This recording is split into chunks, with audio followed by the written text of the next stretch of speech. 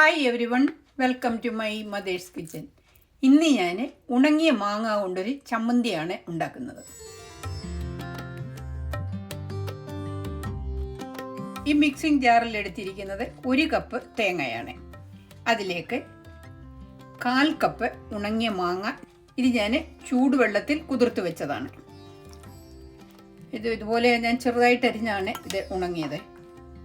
ഒരു ചെറിയ ഉള്ളി, 5 ഉണക്കമുളക്. ഇത് വെളിച്ചെണ്ണയിൽ വറുത്തെടുത്തതാണ്.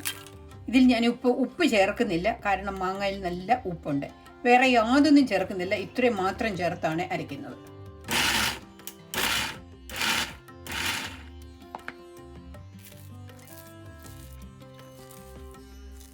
ഈ ചമ്മന്തി ഞാനൊരു ബൗളിലേക്ക് മാറ്റുകയാണ്. ഇതിൽ ഞാൻ ഉപ്പ് ചേർത്തില്ല, നല്ല ഉപ്പുണ്ട് ഇതിന്. ഉണങ്ങിയ മാങ്ങ ചമ്മന്തി റെഡിയായി. കഞ്ഞി കുടിക്കാനായിട്ട് ഇത് വളരെ നല്ലതാണ്. ഇതുപോലെ നിങ്ങൾ ഉണ്ടാക്കി നോക്കുക.